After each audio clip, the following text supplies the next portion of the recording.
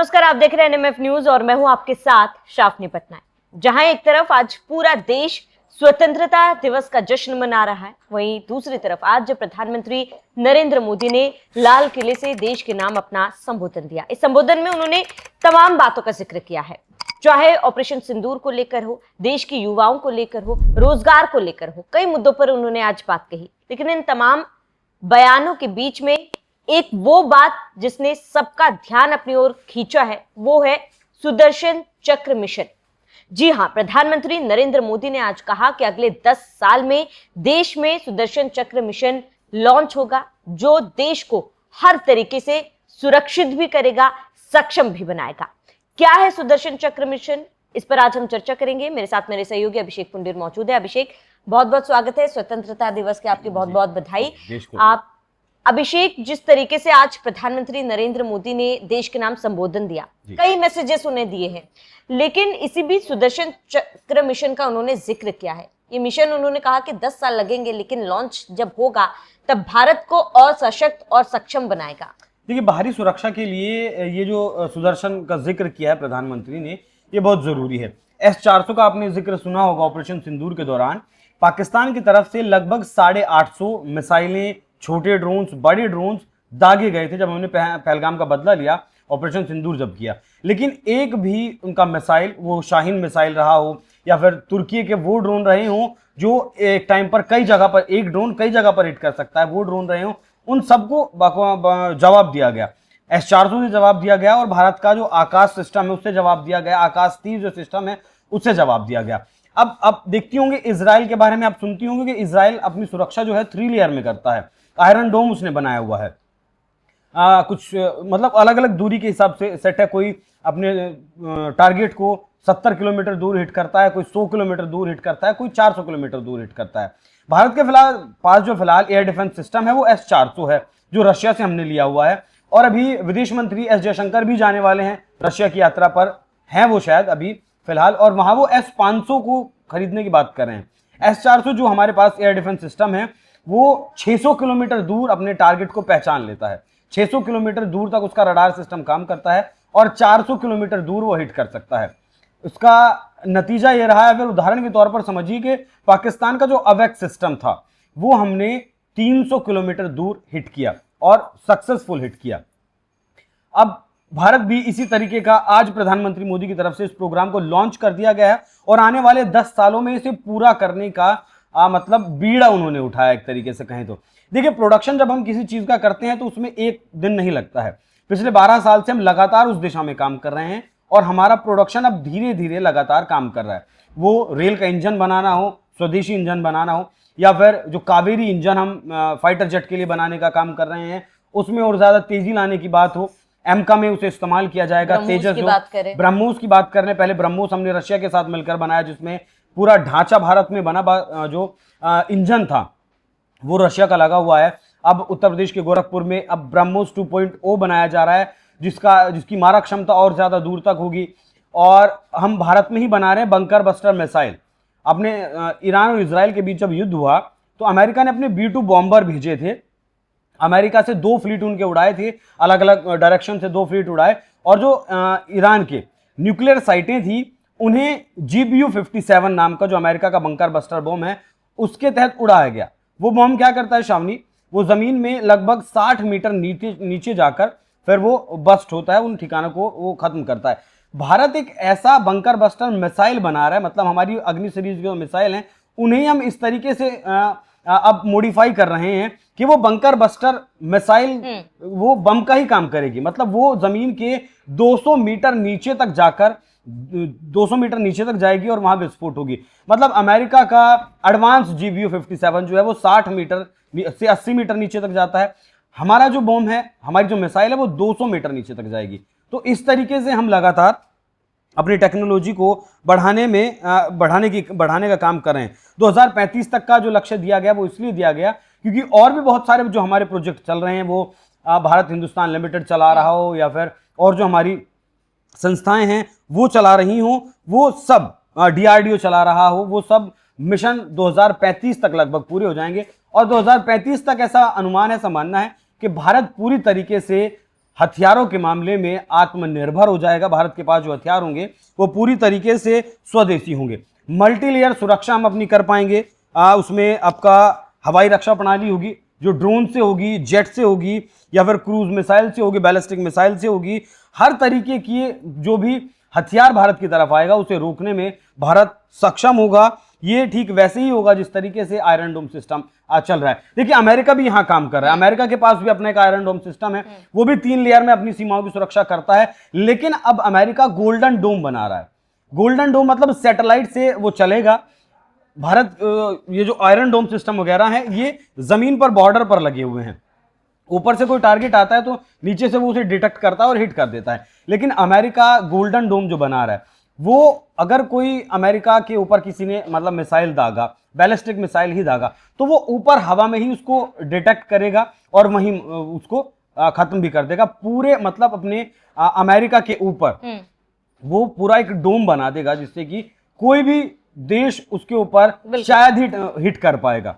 एक नीचे जमीन का आयरन डोम सिस्टम की तरह हुआ और ऊपर गोल्डन डोम हुआ। तो भारत भी उसी दिशा में अब आगे बढ़ रहा है और शायद ट्रंप भी इसी बात से चिड़े हुए ज्यादा हैं। अभिषेक, क्योंकि जब प्रधानमंत्री नरेंद्र मोदी ने सुदर्शन चक्र मिशन का जिक्र किया था, उन्होंने ये कहा था, उन्होंने श्री कृष्ण का जिक्र किया। उन्होंने कहा जिस तरीके से भगवान विष्णु अपने हाथ में सुदर्शन चक्र लेकर पूरे देश का कल्याण करते हैं, वैसे ही उसी के तहत ये मिशन बनाया जा रहा है। लेकिन इसकी लॉन्चिंग और मैन्युफैक्चरिंग में जो भी लोग शामिल होंगे, ज्यादातर युवाओं को इसमें शामिल किया जाएगा।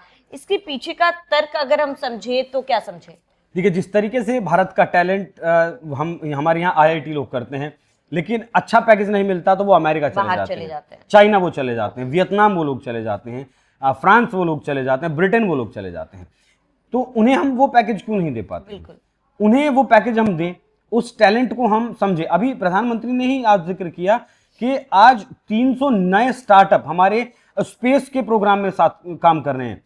मतलब प्राइवेट फील्ड, वो अंबानी का फील्ड हो, अडानी का फील्ड हो या फिर टाटा हो, वो जिस तरीके से अब डिफेंस की मैन्युफैक्चरिंग में निकल कर सामने आए हैं, स्पेस की मैन्युफैक्चरिंग में या फिर स्पेस के जो प्रोग्राम हैं उनके लिए जो आगे बढ़े हैं, वो वाकई में दिखाता है उस टैलेंट को। अगर हम अमेरिका के एक विशेषज्ञ हैं, उन्होंने भी कहा कि जिस तरीके से ट्रंप लगातार टैरिफ लगा रहे हैं और सर्विस सेक्टर को उससे अलग रखा गया। क्यों अलग रखा गया सर्विस सेक्टर को? क्योंकि भारत का जो ब्रेन है वो कहीं ना कहीं आज अमेरिका जहां आज है वो ऊपर ले जाने में भारत के ब्रेन का बहुत महत्वपूर्ण योगदान रहा है। आप सुंदर पिचाई को ले लीजिए या फिर बहुत बड़ी बड़ी जो कंपनियां हैं उनके जो सीईओज हैं वो भारत के हैं। चाइना में जो स्पेस प्रोग्राम चल रहे हैं उनमें बहुत सारे लोग ऐसे हैं जो भारत के काम कर रहे हैं। आज भारत अगर अपना गगनयान, अपना PSLV, अपना SSLV अगर बना रहा है, अपने चंद्रयान को अपने रॉकेट स्वदेशी रॉकेट के जरिए अगर वो अंतरिक्ष में भेज रहा है, तो उसमें युवाओं का बहुत बड़ा योगदान है। अभी नासा के साथ मिलकर इसरो ने मिशन लॉन्च किया था जिसमें भारत के एक साइंटिस्ट अभी स्पेस में लगभग 1 हफ्ता बिताकर आए हैं। वो क्यों किया गया? वो एक नींव रखी गई जिससे कि इसरो अब अपना एकल मिशन लॉन्च कर सके, उसे नासा के ऊपर डिपेंड ना रहना पड़े। अब इसरो भी अपना स्वदेशी मिशन तैयार कर रहा है। 2027 में हमारा स्वदेशी मिशन होगा जो चांद पर हम चंद्रमा पर जाएंगे। वो मतलब पूरी तरीके से भारत में मैन्युफैक्चरड होगा, भारत की टेक्नोलॉजी होगी उसमें और भारत के ही लोग काम कर रहे होंगे। तो उस दिशा में जिस तरीके से हम काम आगे कर रहे हैं उससे किसी दूसरे देश के ऊपर आत्मनिर्भरता कम होती है। प्रधानमंत्री ने आज खुद ही कहा ना कि जब ऑपरेशन सिंदूर हमने किया उसमें हमें ये नहीं था कि हमें किसी देश से हथियार मंगाना है। हमने जो हथियार इस्तेमाल किया उसका 81% हमारा स्वदेशी हथियार निर्मित था। पाकिस्तान ने जो हथियार इस्तेमाल किया उसका 91% तुर्की से आया हुआ था, अमेरिका से आया हुआ था या फिर चीन से आया हुआ था। और चीन ने तो अपनी PSL-15 जो मिसाइलें थी, जो उसकी सबसे उन्नत किस्म की मिसाइलें थी, वो बाकायदा मीडिया की सुर्खियां बनाकर उसका जो ग्लोबल टाइम्स मुखपत्र है उसमें इन खबर को छापकर पाकिस्तान को दी है, बताकर कि मैं अपनी सबसे एडवांस मिसाइल पाकिस्तान को दे रहा हूं। लेकिन उनका क्या हुआ? वो भारत की एक भी जगह को हिट नहीं कर पाए क्योंकि हमारा जो स्वदेशी रडार सिस्टम था आकाश, उसने बहुत शानदार काम किया। जो बड़ी मिसाइलें, शाहीन जैसी जो मिसाइलें आई, उन्हें S-400 ने टारगेट करने का काम किया। और आज हम S-400 की बैटरीज लेने के लिए कहां जा रहे हैं? रशिया के पास जा रहे हैं। अगर हमारा इतना जैसे हमारा आकाश सिस्टम है वो 70 किलोमीटर तक के टारगेट को हिट कर सकता है, अगर हमारे पास ऐसा S-400 जैसा अपना सिस्टम हो तो फिर हमें बैटरीज लेने की रशिया से जरूरत नहीं है ना भाई। 2014 से पहले आप यकीन नहीं करेंगे कि जो आपकी गोलियां होती थी AK-47 की, वो हम रशिया से मंगाते थे, लेकिन आज हम गोलियां भी बना रहे हैं, गोले भी बना रहे हैं। आज हम दुनिया में अगर कोई गोला, छोटे से गोले की अगर बात करें, अमेरिका अगर उसे $2000 का बेच रहा है तो भारत उसे $200 का बनाकर बेच रहा है। रशिया यूक्रेन के साथ युद्ध में गया, वहां जो हथियारों का जो मार्केट स्पेस जो खाली हुआ, उसे भारत ने कहीं ना कहीं कैप्चर करने का काम किया है। और भारत लगातार जो स्वदेशी हथियार बना रहा है उसका सिर्फ खुद ही इस्तेमाल नहीं कर रहा है, उसे और देशों को बेच भी रहा है। यही कारण रहा कि भारत का हथियारों का एक्सपोर्ट 50,000 करोड़ पहुंच गया है। भारत का ऑटोमोबाइल सेक्टर का जो एक्सपोर्ट है वो $35 बिलियन पहुंच गया। ये आत्मनिर्भर भारत बताता है। आज बहुत सारे देशों में, 2 दर्जन से ज्यादा देशों में भारत के ऑटोमोबाइल्स बिक रहे हैं।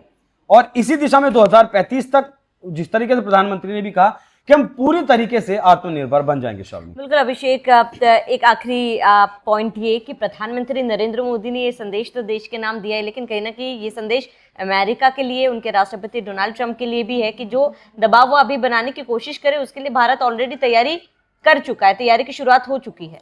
भाई अमेरिका की नीति को हम जानते हैं। भले ही आज अमेरिका हमारा सबसे बड़ा ट्रेड पार्टनर है, भले ही आज हमारा अमेरिका के साथ $131 बिलियन का ट्रेड होता है, हम सरप्लस में ट्रेड में रहते हैं, लेकिन हम इस बात को जानते हैं कि अमेरिका की दोस्ती, मित्रता और दुश्मनी तीनों ही खतरनाक है। क्योंकि 71 की अगर बात करें तो 71 में ये वही अमेरिका है जो पाकिस्तान के साथ जाकर खड़ा हुआ था और भारत के खिलाफ उसने अपना न्यूक्लियर युद्ध पोत बंगाल की खाड़ी में तैनात कर दिया था, जिसके जवाब में फिर रशिया भारत के साथ आया था और अमेरिका को वापस जाना पड़ा था। तो हम अमेरिका को जानते हैं और इसीलिए मेक इन इंडिया से ही तो दिक्कत है। अमेरिका को हम रशिया से तेल खरीद रहे हैं, दिक्कत नहीं है, क्योंकि चाइना हमसे बहुत ज्यादा तेल खरीद रहा है, 107 मिलियन टन तेल खरीदता है। यूरोप के जो देश हैं वो LNG सबसे ज्यादा रशिया से खरीदते हैं।